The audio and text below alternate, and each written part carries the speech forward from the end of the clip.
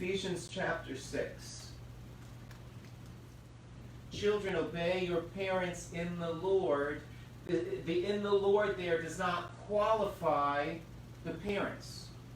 In other words, in the English it could be, children, obey your parents who are in the Lord.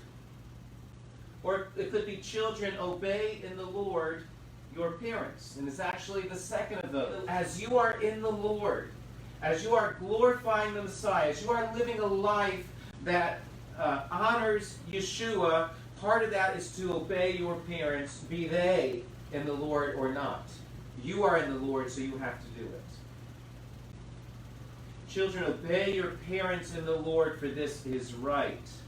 Honor your father and mother, which is the first commandment with the promise, so that it may be well with you, and you may live long on the earth. And ending the quote there from Deuteronomy. Fathers, do not provoke your children to anger, but bring them up in the discipline and instruction of the Lord. Simple level is this. Children, obey your parents. Parents, don't provoke your children to anger. That requires humility on the part of the child and gentleness on the part of the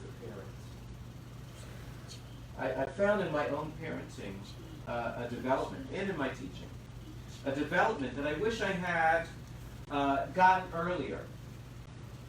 And so I want to say this for the parents out there, because I want you to get it and not make the mistakes that I made.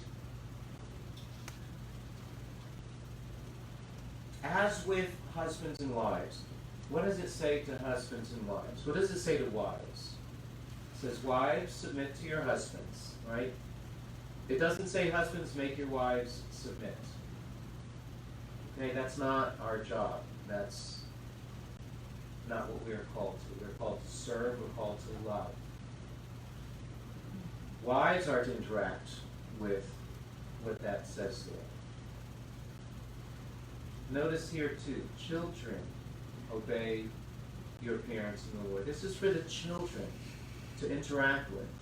And I'm not saying that parents can't give consequences when things are out of hand. Of course we can and we need to.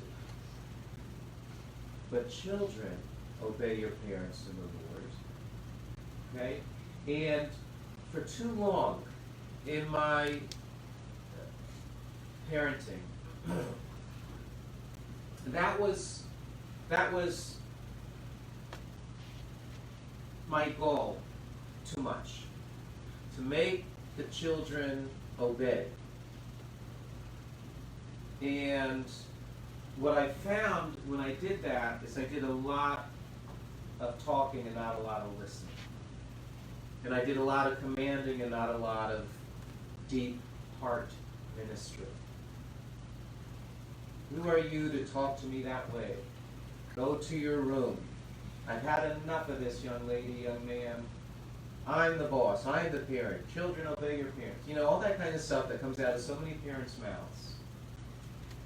There's a structure in this household, and if you are going to despise that structure, then here is the consequence. Okay? I'm not saying there aren't ever times where you have to pull out some of that. But I did way too much of it way too soon. And a lot of ministry opportunities got missed. Because I was too worried about the structure of the house rather than the heart of the child. Does that make sense?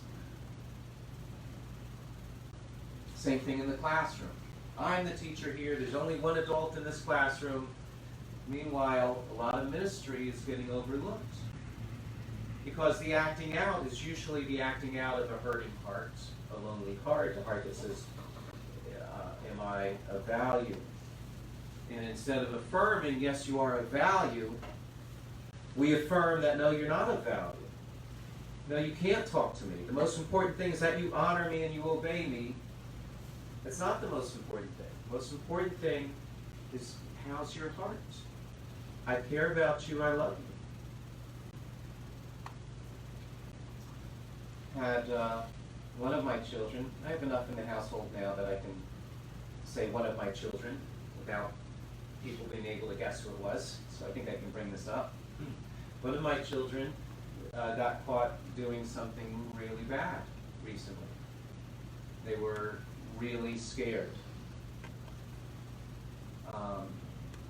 Nothing happened but a lot of deep ministry. What's going on with your heart? Do you understand the love of the Lord? They were really scared. They were really scared of the consequences. Where's your heart? Do you understand the love of the Lord? Do you understand why you can't do these things? Bring them up in the discipline and instruction of the Lord. Don't provoke them to anger. See, discipline and instruction doesn't mean that the most important thing is you maintain order in that home. I understand order in the home is important, but sometimes if we say, okay, that's all that matters, then the child gets the impression that the only thing that matters is that I obey.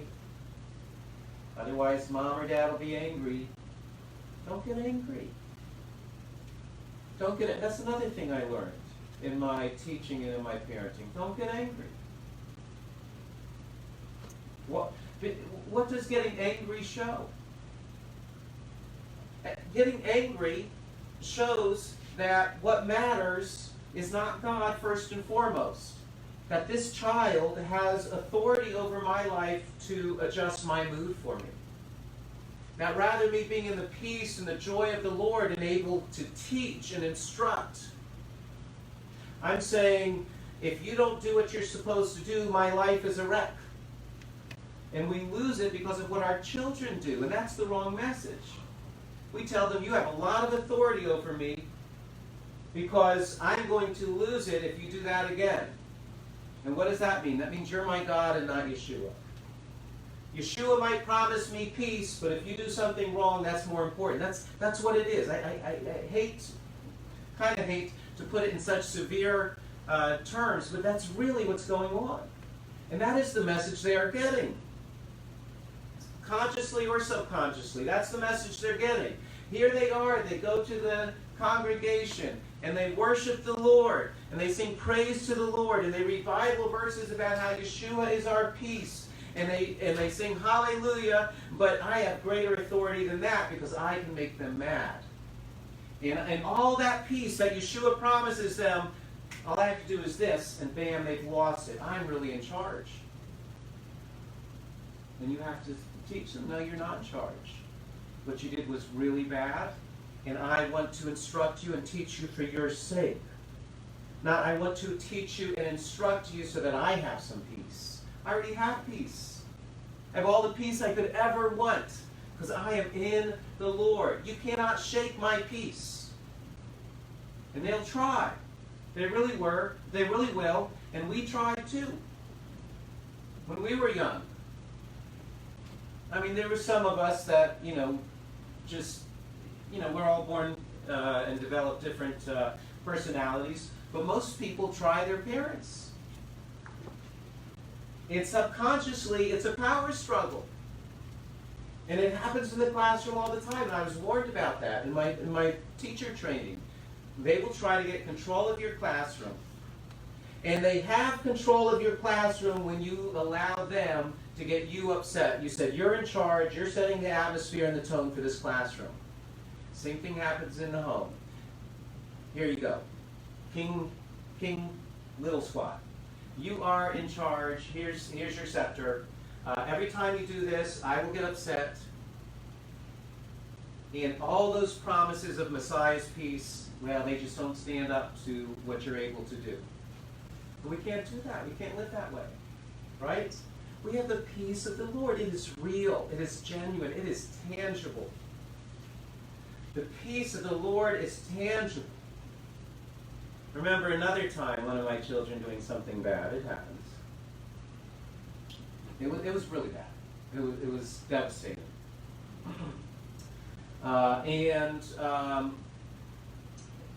Had about 24 hours, one of the worst days of my life. Feeling guilt, feeling helpless, and I go for a walk. I'm praying to the Lord, and His peace comes over me. The situation didn't change. Changed later. The situation didn't change. I didn't have to have the situation change for me to have peace, I had to remember who I was in the Lord. So you cannot do this disciplining and instructing of the Lord if you're angry and then you're provoking them to anger. Peace of the Lord. Again, I'm not saying there can't ever be consequences. There's got to be consequences. But even those can be meted out in love. I am giving you this consequence because I love you. And because I understand that the path that you are on will lead to your destruction. Now, if they're a little kid, you don't have to put in such dramatic terms. But I understand where this is leading, and it's not good. It's not good for you. Don't ever say it's not good for me. Don't ever say you're taking away my peace. Don't ever say that, right? You don't give them that power. Yeshua is your Lord and your only Lord. But for their good, you've got to speak into their lives. And you've got to say, for your good, I have to give you this consequence because it is on me. It is a commandment of my Lord that I teach you in his ways.